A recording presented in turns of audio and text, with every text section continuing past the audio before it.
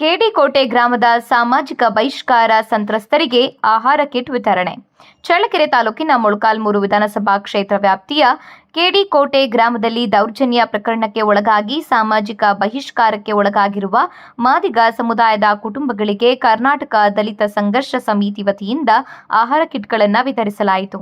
ಸಾಮಾಜಿಕ ಬಹಿಷ್ಕಾರದ ಹಿನ್ನೆಲೆಯಲ್ಲಿ ಗ್ರಾಮದಲ್ಲಿ ಕೂಲಿ ಕೆಲಸವಿಲ್ಲದೆ ಒಂದು ಹೊತ್ತಿನ ಊಟಕ್ಕೂ ಪರದಾಡುವ ಪರಿಸ್ಥಿತಿ ನಿರ್ಮಾಣವಾಗಿರುವುದನ್ನು ಅರಿತ ಕರ್ನಾಟಕ ದಲಿತ ಸಂಘರ್ಷ ಸಮಿತಿ ತಾಲೂಕು ಘಟಕ ಸಂತ್ರಸ್ತ 40 ಕುಟುಂಬಗಳಿಗೆ ಅಡುಗೆ ಹಾಗೂ ಗೃಹ ಬಳಕೆಯ ಅಗತ್ಯ ಸಾಮಗ್ರಿಗಳ ಕಿಟ್ ಅನ್ನು ವಿತರಿಸಿತು.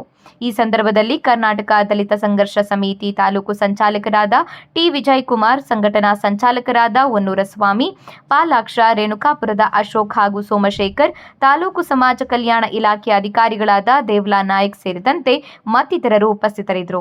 ಸಾಮಾಜಿಕ ಬಹಿಷ್ಕಾರಕ್ಕೆ ಒಳಗಾಗಿರುವ ಕುಟುಂಬಗಳಿಗೆ ನೆರವು ನೀಡುವ ಮೂಲಕ ಮಾನವೀಯತೆ ಮೆರೆದ ಸಂಘಟನೆಯ ಕಾರ್ಯಕ್ಕೆ ಸ್ಥಳೀಯರು ಮೆಚ್ಚುಗೆ ವ್ಯಕ್ತಪಡಿಸಿದ್ದಾರೆ.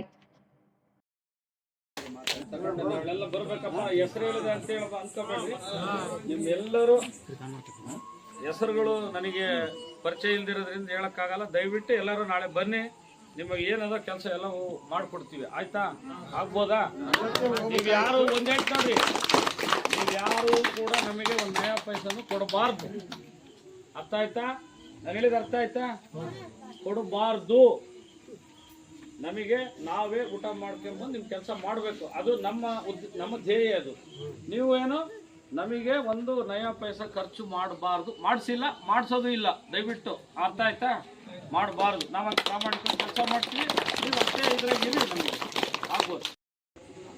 ಕಾನೂನಾತ್ಮಕವಾದಂಥ ಎಲ್ಲ ಕ್ರಿಯೆಗಳು ನಡೆದಾದ್ಮೇಲೆ ನೀವು ಸಹಜೀವನ ನಡೆಸಬೇಕು ಗ್ರಾಮದಲ್ಲಿ ಅನ್ನೋದೇ ನಮ್ಮೆಲ್ಲರ ಮುಖ್ಯ ಉದ್ದೇಶ. ಈ ದಲಿತ ಸಂಘರ್ಷ ಸಮಿತಿಯ ಮುಖ್ಯ ಉದ್ದೇಶ ಎಲ್ಲ ಜಾತಿ ಜನರ ಬಗ್ಗೆ ನಾವು ಒಂದೇ ತಾಯಿ ಮಕ್ಕಳಾಗಿ ಬದುಕಬೇಕು, ಆ ರೀತಿ ತೊಡಗಿಸ್ಬೇಕು ಅನ್ನೋದು ನಮ್ಮ ಮುಖ್ಯ ಉದ್ದೇಶ.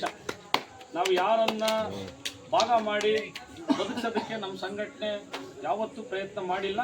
ಇವೆಲ್ಲ ಆದ ನಂತರ ಕಾಲ ಕಳೆದಂತೆ ಕಾನೂನಾತ್ಮಕವಾಗಿ ನಿಮ್ಮನ್ನು ಮತ್ತೆ ನಮ್ಮ ವಿರುದ್ಧವಾಗಿ ಅಥವಾ ನಮ್ಮ ಮೇಲೆ ಆಕಸ್ಮಿಕವಾಗಿ ಮಾಡಿರ್ತಕ್ಕಂಥ ಎಲ್ಲರನ್ನು ಒಟ್ಟಿಗೆ ಸೇರಿಸಿ ನೀವೆಲ್ಲರೂ ಕೂಡ ಕಾನೂನಡಿಯಲ್ಲಿ ಎಲ್ಲರೂ ನ್ಯಾಯವನ್ನು ಪಡ್ಕೊಂಡು ನಾವು ಮತ್ತು ಅವರು ಎಲ್ಲರೂ ಸಹಬಾಳ್ವೆ ಒಂದು ತಾಯಿ ಮಕ್ಕಳಾಗಿ ಬದುಕಬೇಕು ಅನ್ನೋ ನಿಟ್ಟಿನಾಗೆ ನಾವು ಕೆಲಸ ಮಾಡ್ತೀವಿ. ದಯಮಾಡಿ ಯಾರೂ ಆತಂಕದಲ್ಲಿರಬೇಡಿ. ಆ ರೀತಿ ವಾತಾವರಣ ಬರುತ್ತೆ ಮುಂದೊಂದಿನ. ಆ ಬರೋದಕ್ಕೆ ಅಧಿಕಾರಿಗಳು ಮತ್ತು ನಾವು ಪ್ರಾಮಾಣಿಕ ಪ್ರಯತ್ನ ಮಾಡ್ತೀವಿ. ನೀವು ಕೂಡ ಅದೇ ರೀತಿ ಎಲ್ಲ ಗ್ರಾಮದ ಎಲ್ಲ ಸರ್ವ ಜನಾಂಗದವರು ನಾವೆಲ್ಲ ಒಂದು ಗ್ರಾಮದ ತಾಯಿಯ ಮಕ್ಕಳು ಅಂತೇಳಿ ಬದುಕಬೇಕು ಅಂತೇಳಿ ನಮ್ಮ ಉದ್ದೇಶ. ಈ ಉದ್ದೇಶದ ಅಡಿಯಲ್ಲಿ ನಾವೆಲ್ಲ ಕೆಲಸ ಮಾಡ್ತೀವಿ. ಆಗ್ಬೋದಾ?